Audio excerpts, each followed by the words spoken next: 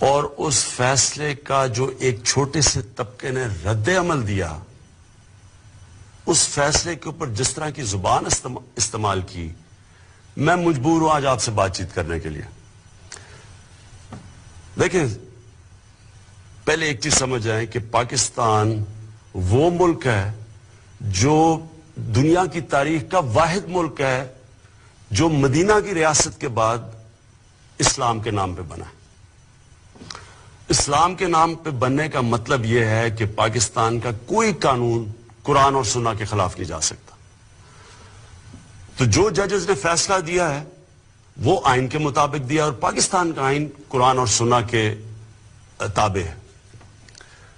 اب جس طرح کی زبان استعمال کی گئی ہے پاکستان کے سپریم کورٹ کے ججز کے اوپر، یہ کہنا کہ وہ فیصلے کے بعد واجب القتل ہے، اور پھر وہیں نہیں رکنا، پھر یہ کہنا کہ پاکستان کے جو آرمی چیف ہیں وہ غیر مسلم ہیں، اور جنرلز کو کہا جا رہا ہے اور فوج کو کہا جا رہا ہے کہ آرمی چیف کے خلاف بغاوت کرو. میں پہلے تو ادھر سے شروع کرتا ہوں، اپنی حکومت کی پہلے آپ سے بات کرتا ہوں. دیکھیں، میں بار بار یہ کہہ بیٹھا ہوں کہ پاکستان انشاءاللہ جب ایک عظیم ملک بنے گا تو وہ مدینہ کی جو ریاست کے جو اصول تھے ان پہ چل کے بنے گا.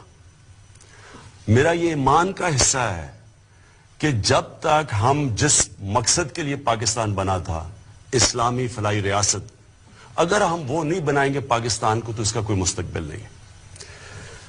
میں یہ بھی سمجھتا ہوں کہ انسان کا ایمان مکمل ہی نہیں جب تک نبی صلی اللہ علیہ وسلم سے انسان عشق نہیں کرتا. ہم نے عملی طور پہ اس حکومت نے وہ کام کیا جو آج تک کبھی کسی نے نہیں کیا، کسی پاکستان کی حکومت نے نہیں کیا. جب ہالینڈ کے اندر وہ جو ڈچ پارلیمنٹیرین تھا، اس نے ہمارے نبی صلی اللہ علیہ وسلم کی شان میں گستاخی کی اور وہ خاکے نکالے، تو واحد مسلمان دنیا میں ہمارا ملک تھا جس نے ان سے کمپلین کیا، فارن منسٹر سے بات کی، ان کے ایمبیسڈر سے بات کی، اور یہ پہلی دفعہ ہوا ہے کہ انہوں نے اس ڈچ پارلیمنٹیرین سے خاکے وڈرا کروائے، وہ واپس ہٹے. یہ کبھی پہلے نہیں ہوا. پھر واحد پاکستان پہلی دفعہ ہم نے OIC جو مسلمان ممالک کا جو آرگنائزیشن ہے اس پہ جا کے ہم نے ایشو اٹھایا، اور یونائٹڈ نیشنز میں ہمارے فارن منسٹر نے پہلی دفعہ یونائٹڈ نیشن میں ایشو اٹھایا.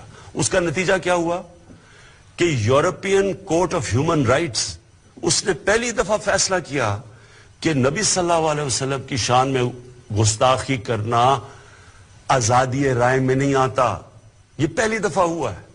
میں صرف آپ کو یہ بتا رہا ہوں کہ ہم یہ صرف باتیں نہیں کرتے، ہم نے عملی طور پہ کر کے دکھایا ہے کہ ہم واقعی اپنے نبی صلی اللہ علیہ وسلم کی شان میں کسی قسم کی گستاخی نہیں دیکھ سکتے. لہٰذا جو یہ زبان استعمال کی گئی ہے، میں یہ سوال پوچھنا چاہتا ہوں، کون سی حکومت چل سکتی ہے جدھر کوئی آدمی کھڑا ہو کے کہے کہ ججز کو بھی قتل کر دو اور کہے آرمی چیف کے خلاف بھی بغاوت کر دو، لوگوں کو بھی سڑکوں پہ نکالے، سڑکیں بھی بند کر دے، جس میں ایک حکومت کا کیا قصور ہے اس میں؟ تو کون سی حکومت چل سکتی ہے ایسے؟ کون سا ملک چل سکتا ہے؟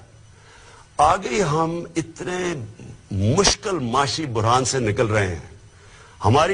میں اور میری جو کیبنٹ ہے، میں آپ کو یہ بتاؤں کہ ہم نے ایک دن کی ابھی تک چھٹی نہیں لی. ہم مسلسل لگے ہوئے ہیں کوشش کرنے کہ اپنی قوم کو نکالیں، اپنا جو اس ملک میں پسا ہوا غریب آدمی ہے اس کے لیے حالات بہتر کریں. جو ہم دنیا سے، باقی دوست ممالک سے بات چیت کر رہے ہیں کہ یہاں سرمایہ کاری کرو آ کے، اس کا مقصد ہی یہ ہے کہ یہاں بے روزگاری کم ہو یا غربت کم ہو. اب اگر اس طرح کی حرکتیں کرنی ہے کہ آپ سپریم کورٹ کے فیصلے اگر آپ کو پسند نہیں آئے، یعنی یہ کہنے کی یہ کوشش کر رہے ہیں کہ اگر سپریم کورٹ ان کے کہنے کے مطابق، ان کی من پسندی کے مطابق فیصلہ نہیں کرتا تو اس کا مطلب یہ فیصلہ ہی نہیں مانتے، اس کا مطلب سڑکوں پہ آ جائیں گے، ملک کو روک دیں گے. یعنی کوئی ملک چل سکتا ہے ایسے؟ اور اس کا نقصان کس کو ہے؟ ہمارے پاکستانیوں کو. عوام کو نقصان ہے, غریب لوگوں کو نقصان ہے, سڑکیں بند کر رہے ہیں, لوگوں کی روزگار جا رہا ہے. جو بیچارہ دہاڑی میں جس نے آ کے مزدوری کرنی تھی, جب ملک رک جائے گا وہ کدھر سے بچوں کا پیٹ پالے گا؟ تو میں آج اپنی عوام سب سے یہ کہنا چاہتا ہوں, کسی صورت آپ نے ان کو آپ کو اکسانے نہیں دینا. یہ کوئی اسلام کی خدمت نہیں ہو رہی, یہ ملک سے دشمنی ہو رہی ہے. یہ ملک دشمن عناصر اس طرح کی باتیں کرتے ہیں کہ ججز کو قتل کر دو اور فوج میں بغاوت ہو جائے. یہ فوج نے ہمیں ایک بڑی مشکل جو جنگ تھی, دہشت گردی کی جنگ سے ہمیں نکالا ہے. ان لوگوں نے قربانیاں دی ہوئی ہیں. آپ جب کہیں گے کہ فوج آرمی چیف کے خلاف, اور جھوٹ بول کے کہ وہ مسلمان نہیں ہیں آرمی چیف, ان کے اوپر اکسائیں گے, نقصان کس کا ہے, فائدہ کس کا ہے؟ پاکستان کے دشمنوں کا ہے. تو میں آج آپ سب سے, اپنی عوام سے اپیل کر رہا ہوں, اپنے ملک کی خاطر جو یہ اپنی سیاست چمکانے کے لیے آپ کو اکسا رہے ہیں, آپ نے ان کی باتوں میں نہیں آنا. یہ کوئی اسلام کی خدمت نہیں کر رہا ہے, یہ صرف اپنی ووٹ بینک بڑھا رہے ہیں. میں ان عناصر کو اپیل کرتا ہوں کہ ریاست سے نہ ٹکرانا. میں آپ کو یہ اپیل کرتا ہوں کہ اس ملک کی خاطر جو کہ مشکل برات سے نکل رہا ہے, اور اللہ کا شکر ہے آگے اچھا وقت آ رہا ہے, آپ اپنی سیاست چمکانے کے لیے, اپنے ووٹ بینک کے لیے اس ملک کو نقصان نہ پہنچائیں. اگر آپ یہ کریں گے, میں آپ کو یہ واضح کر دوں کہ ریاست اپنی ذمہ داری پوری کرے گی.